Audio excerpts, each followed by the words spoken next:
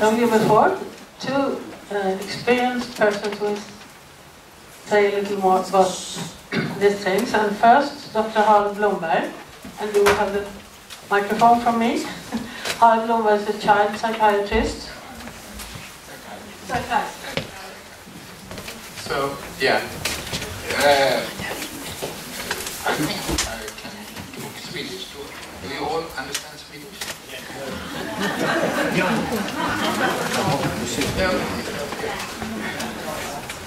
So, yeah. Oh, you are here. Oh, you are sorry, I didn't see you. So I will talk English. Oh, good. That's not a problem. Not at all. So I'm a psychiatrist. I worked with children with ADHD and autism for more than 25 years. So I worked a lot with diet, especially gluten. Well, diet, I would say, from the beginning it was both dairy and gluten, and actually not so often gluten. So some autistic children were not intolerant to gluten. But during the and then of course I worked with a lot of electromagnetic fields also. I always try to get the parents to diminish the fields, take away the Wi-Fi and so on. But of course that's not many things you can do, because in the schools they have Wi-Fi all over the schools, so you can't do anything about it. But I have been, what I would like to talk about is what my experience about how things have changed during the last 5 years since they introduced the smartphones and iPhones and 3G and 4G. So it's a catastrophic increase of autism and ADHD, of course. And I would say, and now there's all children who come to me, they are gluten sensitive. That means that they don't tolerate gluten, they get a lot of symptoms due to gluten, and you can see in the autistic children when they have some gluten, how they open the calcium channels and they get completely wild and run around, big pupils and so on. And after a few weeks without gluten, they can sit still and we can work with them. So there's, in my experience, there's a close connection between gluten sensitivity and electromagnetic fields also. Because I always suspected that the increase of the EMF has actually caused this epidemic of gluten sensitivity. And of course, you can't prove that. All children nowadays, almost all, are exposed to EMF before they are born. The mothers, they are surfing on the iPhone all the time during pregnancy, and then in the maternity ward, they take photos of the newborn baby and send them to all their friends.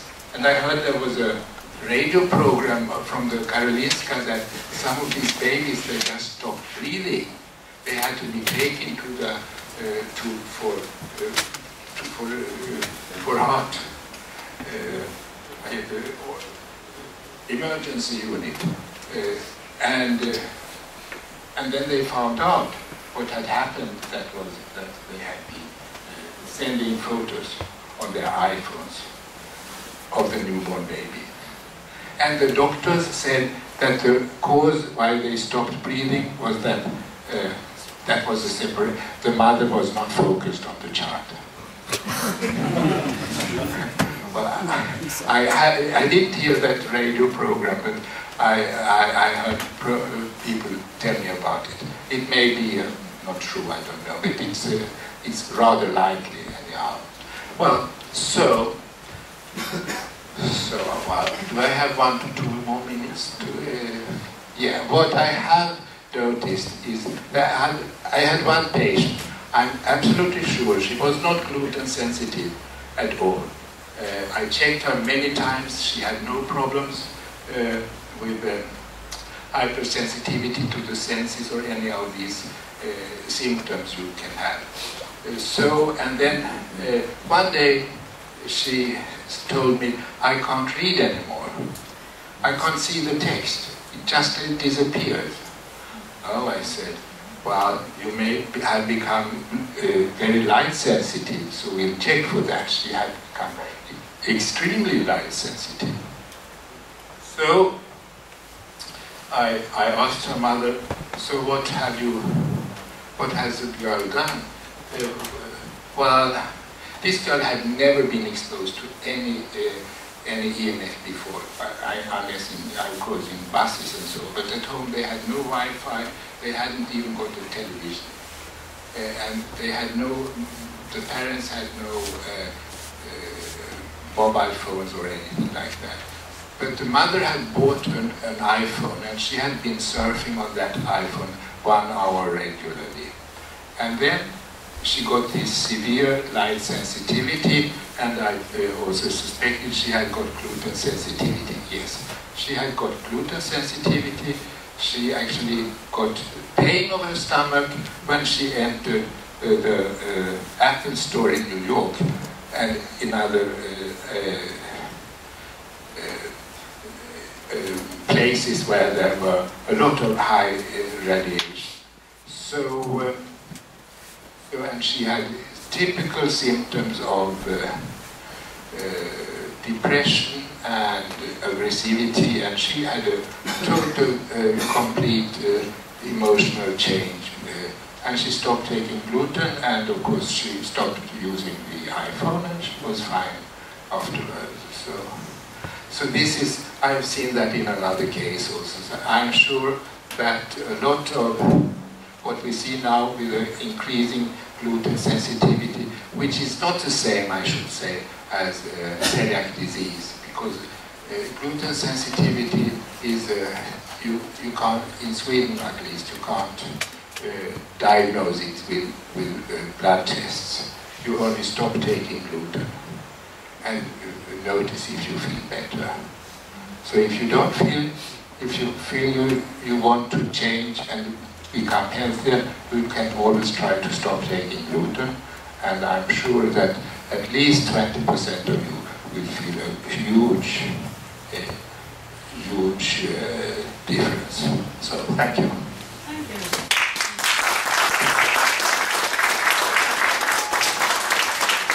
Well, now Professor Pall Harfors.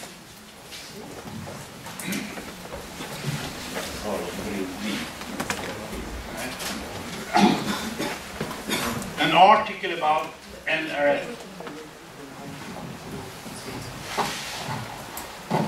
An article about NRF2 was in a review published in Acta Physiologica Clinica, written by Martin Pall and Stephen Levine. That really caught my interest because I started to work with free radicals in Uppsala, Sweden, almost 50 years ago. And in this review, they described how the transcription factor that activates over 500 genes that are anti-inflammatory, act as antioxidants, and have other cytoprotective mechanisms. So I had slowly come from free radicals into more of inflammation. And now you should learn that inflammation is a common initiator for diseases of civilization. DOC, as these diseases are called in English. På svenska säger vi folksjukdomar, people's diseases. But I think it's a better name with diseases of civilization. And that is heart, vascular, stroke, diabetes, and also Alzheimer's, which is very often called diabetes 3 in the US these days. And will include also cancer in this armamentarium. The genetics, epigenetics, are now changing medicine, since food contains so many health-promoting nutrients that will raise NRF2. Many health-promoting phenolic antioxidants, as we heard yesterday, gamma and delta tocopherols and tocotrienols, long-chain omega-3 fatty acids, DHA and EPA. Raising NRF2 has been found to prevent and or treat a large number of chronic inflammatory diseases, which we heard in yesterday's presentation, in animal models and or humans, including many cardiovascular problems that we already have touched. The most healthful diets known, traditional Mediterranean and Okinawa, from the island Okinawa, which is in the Japanese archipelago. They are rich in NRF2 raising nutrients, as apparently was also the Paleolithic diet that our ancestors ate. Modern diets are deficient in such nutrients. NRF2 is argued to be both lifespan and health span extending. So we have to curb our diseases and eat more food that can raise our NRF2 and increase both lifespan and health span. When I followed up on Martin Pall and his work, I found that he had shown that mobile phones signals were opening up calcium channels, and this is what we have heard about this evening. To let calcium into cells is an important step in physiology. Calcium is activating physiology, initiate coagulation, start muscle contraction, and merely activating the cell. This is a very important step in physiology and is creating problem in our life. Thank you.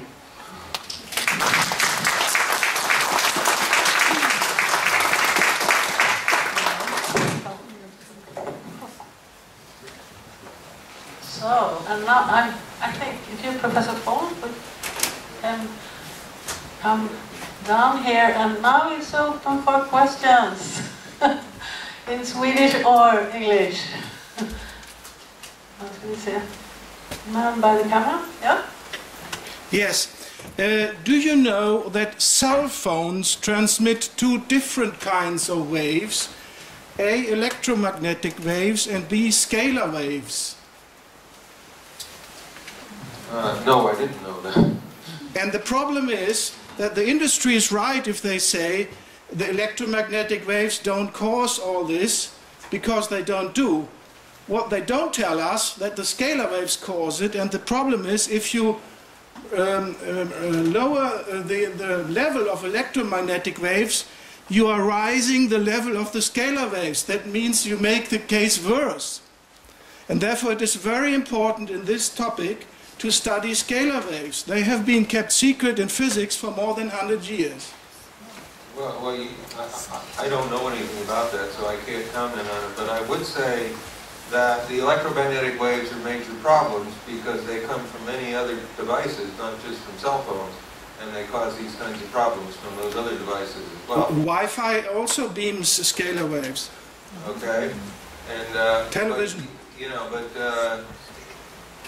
you're saying cell phone towers also do it, and other wireless communication? Basically, every wave has two parts, a scalar part and an electromagnetic part. And therefore, you have this problem with the dualism of wave and corpuscle in physics, and this Heisenberg's, I don't know it in English, the Heisenberg problem. The uncertainty principle, you think? Sorry? The uncertainty principle? Yes, exactly. Because they only tell us that there's an electromagnetic part in the wave, but they are both parts. So it depends what kind of experiment you make, whether you see the particles or you see the waves. Right. Well, I can't comment on that, so I guess we'll have to go on. And, But my suggestion is, it would be nice if you make a study on that, because then you get much more and easier solutions for your problems. Well, I think we already have solutions, but anyway. Yeah, but... Okay.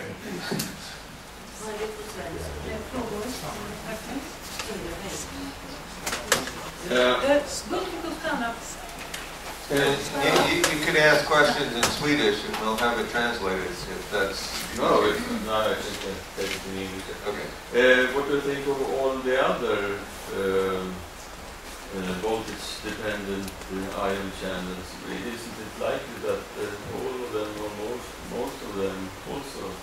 Yeah, I think all of them are activated, and so then the question is, you know, do they have effects, and if so, what sort? Recently, 6 months ago I was saying, well, I don't see any effects from the others. But now several people have suggested effects, which I think are very plausible, for the voltage-gated sodium channels and also the voltage-gated potassium channel. And so they may have some effects as well. But none of them are documented yet. So we need some documentation on them.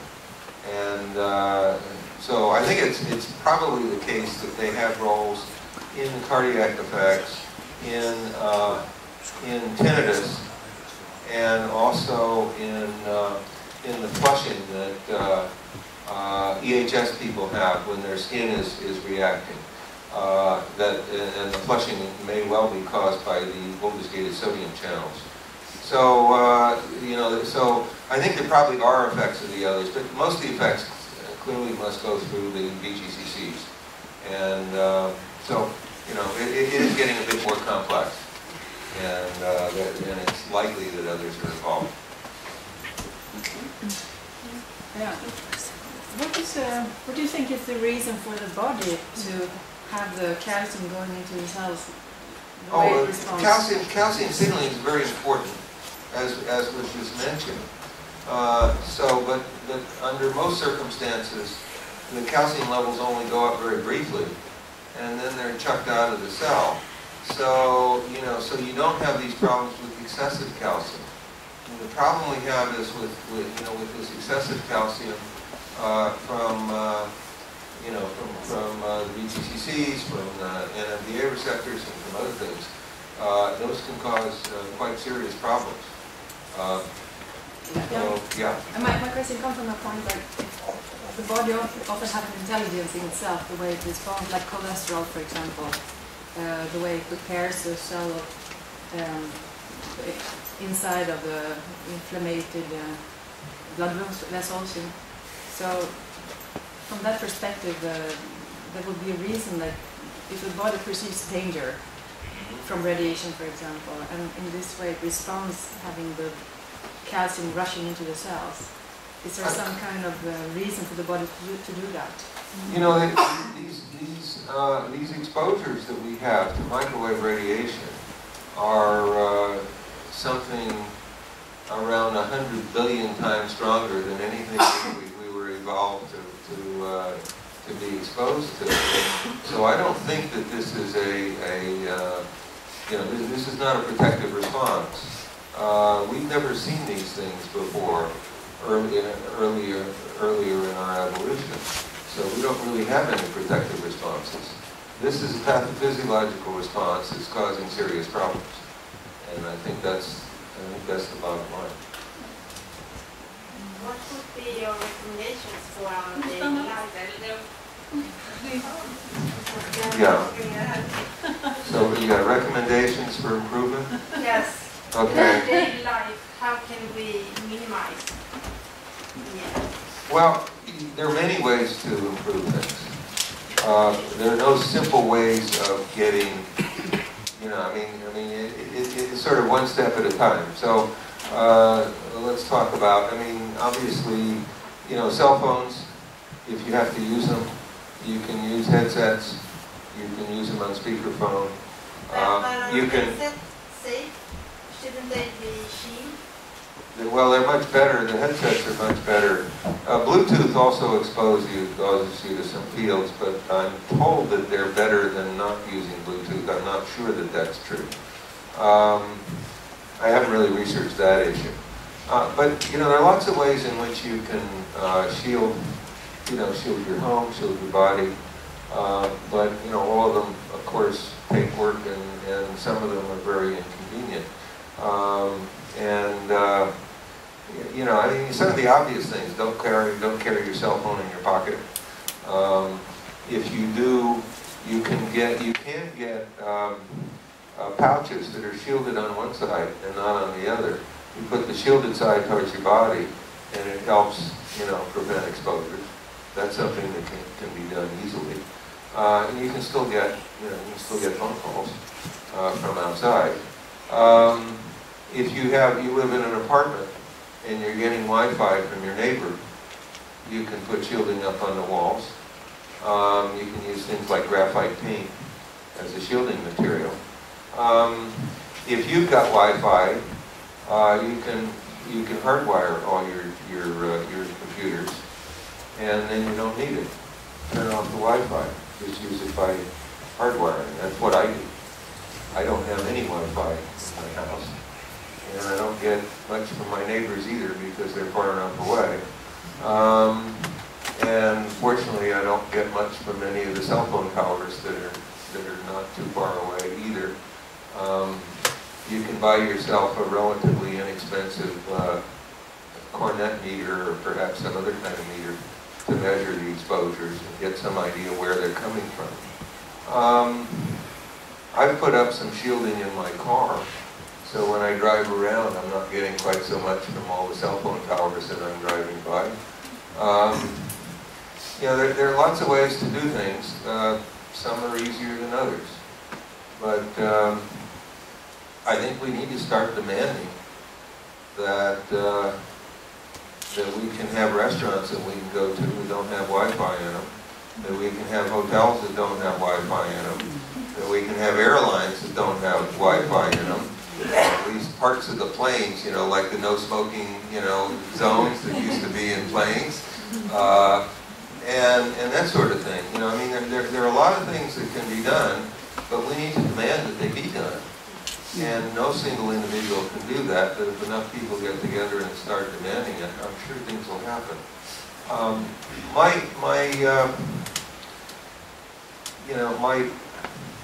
What I've been arguing, and I made this argument at the Parliament earlier today, is that, you know, we need to demand that companies produce safer products. And my opinion is, if we get one company who gets up and says, well, we're not convinced that these effects are real, but we know people are concerned. And here are all the things that we're doing to try to make our products as safe as we can. And if that's a real effort, as opposed to just simply a public relations scam, then I think all the other companies will see how effective it is and will come along. I think we could easily see some very revolutionary changes in that. But, you know, it'll take time, and in the meantime, these companies are going to make lots of money with the first generation better thing, and the second generation better thing, and the third generation better thing, and make a lot of money based on safety. I mean, this happened with safety in cars. It can happen with safety with electromagnetic devices. I don't know, does that answer your question? Yes, very much. Just one more question. Is it Yeah. better to have a phone without Wi-Fi, just to get phone calls, or is it same? Without Wi-Fi? Yeah, I mean, yeah, you can have phones without, iPhones or an old GSM telephone. I'll tell you, I use an old-fashioned corded phone for all my phone calls. Maybe I'm the last person on earth who does that. So I don't have any of these things. Maybe I'm not the best person to ask about it. But then it's more safe to use one without Wi-Fi. Yeah. Well, the cordless phones can be very dangerous as well. Okay. And it's not just the phone itself that's dangerous, but the bases are dangerous as well. Yes. Because most of the bases radiate 24 hours a day, 7 days a week. If you've got the base of a cordless phone near your bed and you're sleeping on it, you're getting irradiated all night. So at the very least, you can move it somewhere else. So these things are complicated. They're not simple. But there are a lot of things that can be done to help improve the safety, to help improve your safety. I have to say, I like to think that I'm knowledgeable about these things, and I like to think that that I've done a lot of things to improve my personal situation. But it's also true that I do a lot of traveling. nowadays, and I've gotten exposed to a lot of things. And for the first time in my life, I'm starting to think I'm developing EHS because of that. So even when you know a lot, sometimes it's not enough. But, you know, we're facing a real battle, and it's, you know, and of course, dealing with children is probably the worst thing, and the Wi-Fi in the schools is one of the worst things. I think we should just, you know, sue the hell out of the schools. There are something like 16 different studies done on biological effects of Wi-Fi. Every one of them have shown biological effects, substantial biological effects. The only ones that haven't are some of the industry-funded studies that, in fact, haven't been studying Wi-Fi. They've been studying something you might call simulated Wi-Fi, and they don't find any effects. At least they claim they don't.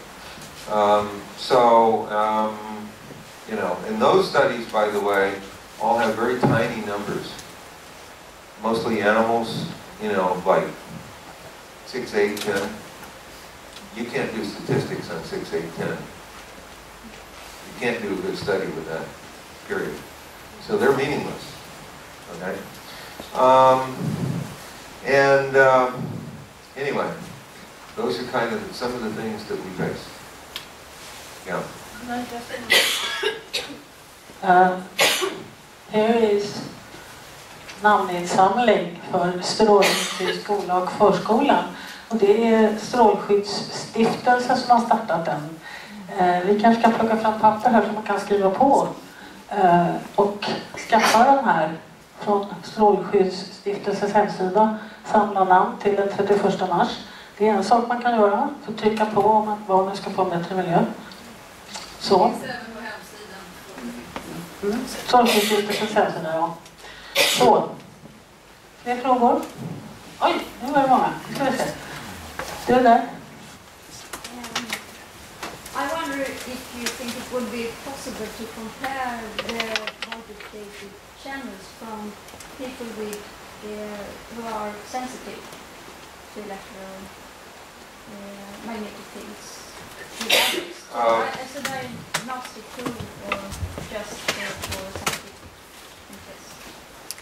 Is it, I'm sorry, is it a...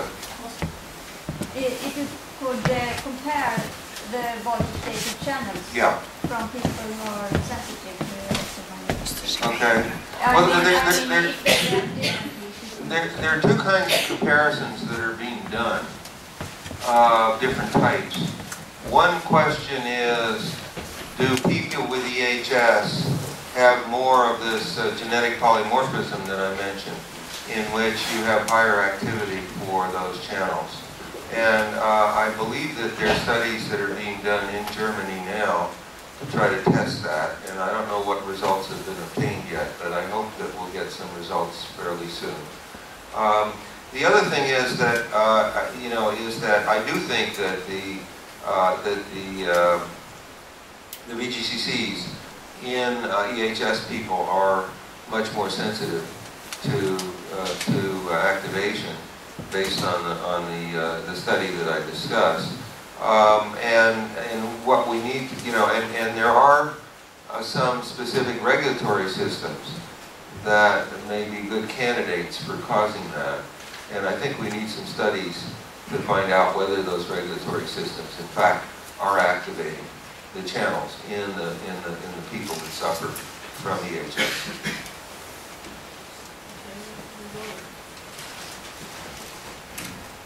Like many others, I'm extremely concerned about the children, of course. Is it possible to say anything about the body's possibility to heal from the damage? The child is exposed for 8 hours a day, and the last 6 hours he's not exposed at all. Is it possible to heal at least something?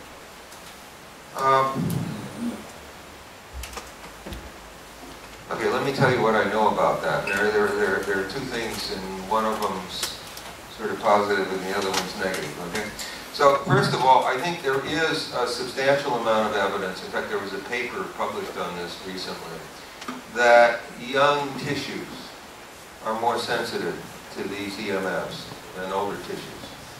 I think there may be a mechanism that we understand about why that is. So children are probably particularly sensitive, okay? And that makes putting Wi-Fi in the schools particularly problematic. Okay, so that's the first thing.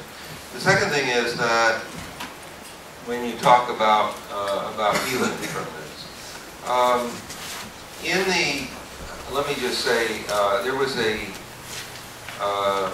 huge review published in 1973. This was an English translation of a Russian review by Tolskaya and Gordon, who reviewed a very large number of animal studies, particularly on lower intensity EMFs, microwave EMFs, on the animals. And they found massive effects on the brains of these animals. What they also found was that if you expose them for relatively short time periods, like 2, 3 weeks, 4 weeks, something like that, and animals, may respond. You may have a different time course than we do. We live a lot longer than we do.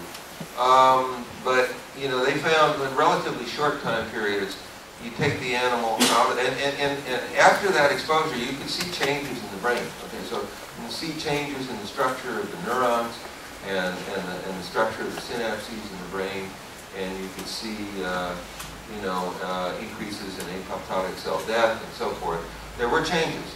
Now, if you only expose those animals for a relatively short time period, take them out, what they found is those reversed spontaneously. So there can be a healing process for a relatively short-term exposure.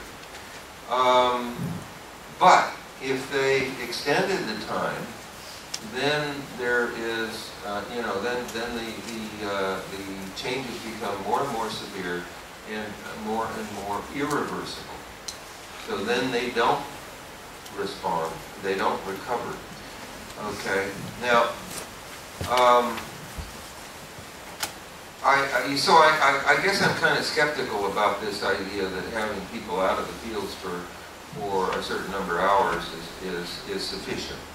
On the other hand, one thing that I think is important, and that is that people sleep in an environment that doesn't have high EMFs. In fact, if they have high EMFs, it's very difficult to sleep at all. And so that is an important thing. And sleep is, of course, a recovery process. And that should be helpful at some level. Okay. So anyway, okay. I guess that's all I can tell you. Yeah. I'd like to know if for military purposes, how many megahertz was used ideally in Britain and Great Britain, for instance? How many megahertz was used for which? Military purposes, because there's a film on YouTube. Yeah. A military person tells that IER was really deep, and also some people who didn't want to have the USA base in Great Britain. Mm-hmm. And so they did also in Soviet, in Russia, for America ambassador. Yeah. So how many megahertz was that? The Soviet irradiation of the American embassy, as I understand it, was they used multiple frequencies and multiple types of exposures. So it wasn't constant for all the 22 years. They kept changing it apparently. So that's probably not a very adequate answer to your question. But now, with regard to the damage with regard to the military experiments, I think you're referring to Barry Trower in the UK. Is that right? Oh, I don't remember. You don't remember. Well, Barry Trower is a extremely interesting man who was in military intelligence. There are certain things he can talk about, and there are certain things he cannot talk about. But one thing that he has said is that the frequency that is used in many cell phones and also in Wi-Fi, which is 2.45 gigahertz, is a particularly damaging frequency. So we're being exposed to some of the worst frequencies, according to Trower. So, you know, I wish I could be more encouraging, but that's, yeah.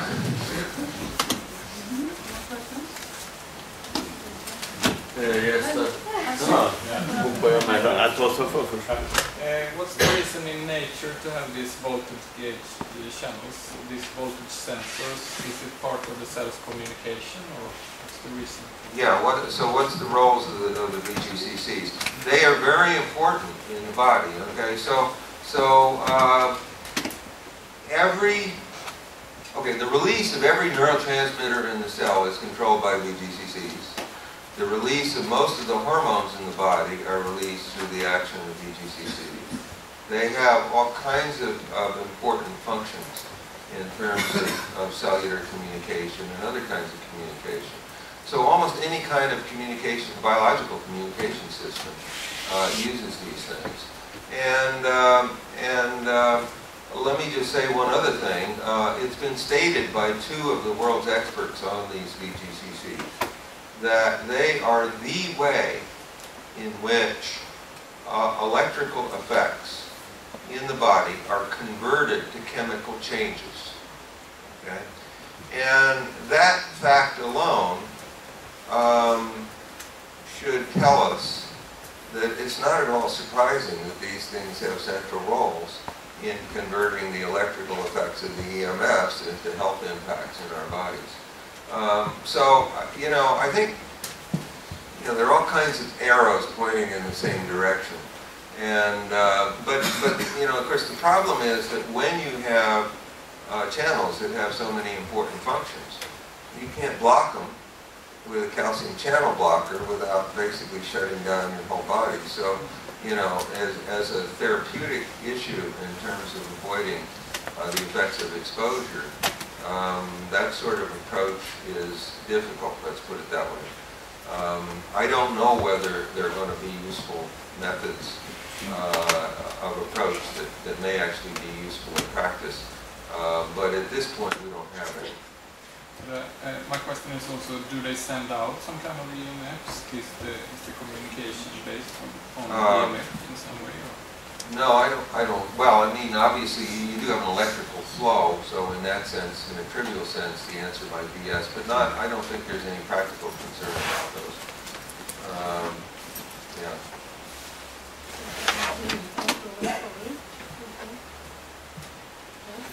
Yeah. If you look to my interview with Barry Trower from 3 years ago, we discussed the scalar waves. But my question is, this voltage sensor, what kind of biological structure is it? Is it a molecule or what is it? No, it's a protein molecule. It's in the plasma membrane, and it changes its structure when you pull on these charges in the voltage sensor. That opens up the channel and allows the calcium to flow into the cell. So it's a protein. It's a complex protein, obviously, and that's what it is. Yeah.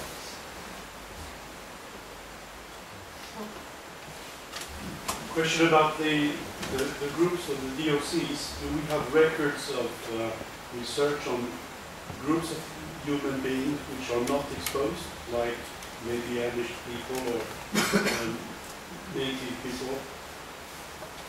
Well, of course, it's getting harder and harder to find those groups, and that's part of the problem. But it may be that when all the rest of us die, that the Amish will take over the world. Everybody will be riding around in little black buggies. You know, that might be at least a better scenario than some of the things that I was talking about. So. Another possibility is in the U.S. it may be that the Cubans will win in the long run, even after Fidel dies, and because they don't have much in the way of EMFs in Cuba yet. Of course, they may change that in the future. But do we have information about the studies about how the number of autism or all the DOCs we have noticed now? Very little information. Let me say some things about that. You know, American science, since the end of World War II, has been thought to be up on this pedestal of the highest science in the world. It has fallen down terribly in this area, and I think it's absolute tragedy. You know, so for instance, when I was writing the neuropsychiatric paper, and I was looking at where those studies were being done, and there were some old studies that were done in the U.S. if you go back long enough, but nothing recent. All of the studies on, say, people who are living near cell phone towers, where there have been studies done showing these neuropsychiatric effects, there have been studies done on cardiac effects, there have been studies done on cancer, there's been studies done on hormonal endocrine effects. All of those have been out there, they've been published, they've all been done elsewhere. None of them have been done in the U.S. And, you know, some of them have been done in Europe, some of them have been done in the Middle East, some of them have been done in East Asia. There was one in Brazil, and, you know, maybe one or two others. It's really bizarre, and it's particularly bizarre because the U.S. NIH, the National Institutes of Health in the U.S., has been the source of half of the independently funded health-related research dollars in the entire world. And yet, as far as you can tell, they're doing absolutely nothing in this area, with one exception. And the exception is that they're supposed to be having a cell phone study, $25 million cell phone study going, but which apparently they've been giving the information to the industry, but they have refused to give the information to the public. So, yeah, we have lots of problems.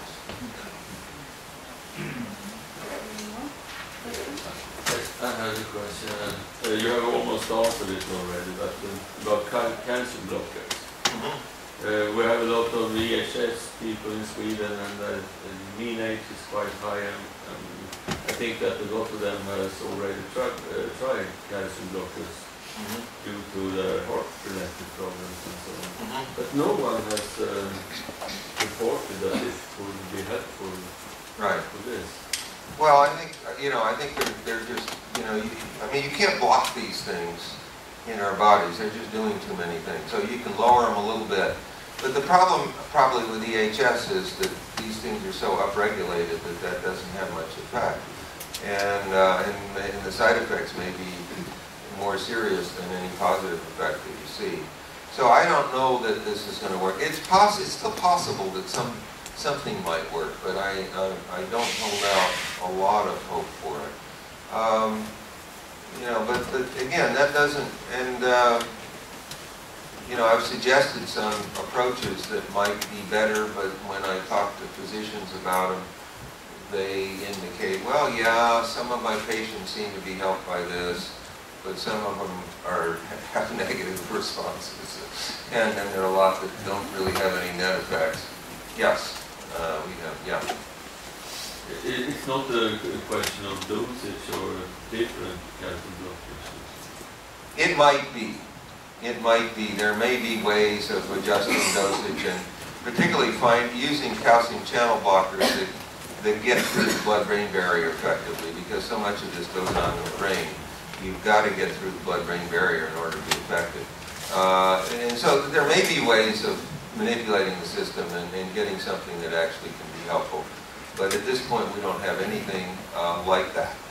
I do think there are other things that EHS people can do that may be helpful. One of them has to do with NRF2 that was talked about, and that may be helpful. and I had personal experience with that. So, yeah, okay. No report on the magnesium. Magnesium also has Kan jag få säga något? det var bra för dig. Kan jag få säga någonting om mina erfarenheter som läkare att ge den? I'm worked as a medical doctor for electrosensitive patients, and around. What are you here anyway? Are you here? Fine.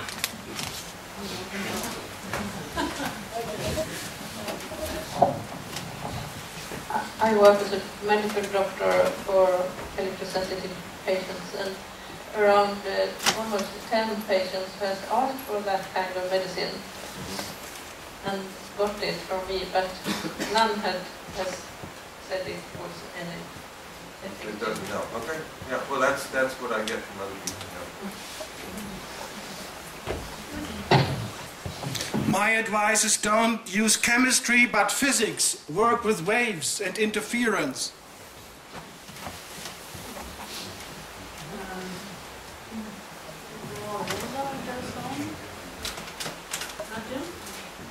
I can take it in Swedish. En av de som har forskat i Sverige, Örjan Hallberg, som är just avlidit, som var Ericssons miljöchef, började upptäcka problematiken för många år sedan. Har just publicerat en bok med hans forskning. Det finns också på nätet, där man ser statistiken över Sverige. Och det finns lite råd i det, vilket har med fysiken, vilket håll ligger man, vilken sorts säng ligger man i och så vidare. Titta på den lilla boken. Det är mycket värdefull. Örjan Hallberg. Vad heter den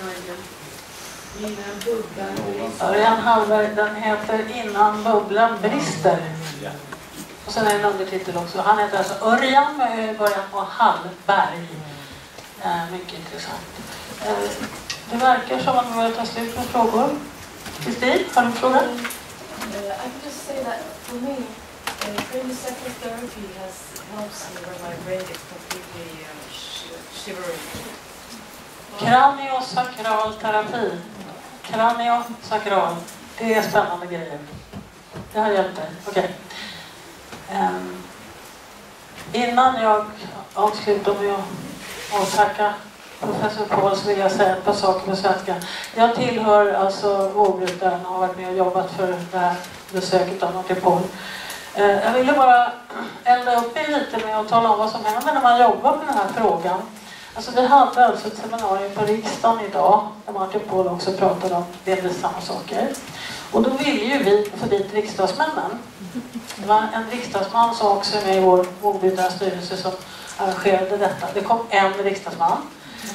Och sen så hörde vi av oss till följande myndigheter. Vi ringde, vi påminde, vi pratade med. Vi hörde av oss till Strålsäkerhetsmyndigheten förstås, det är den ansvariga myndigheten.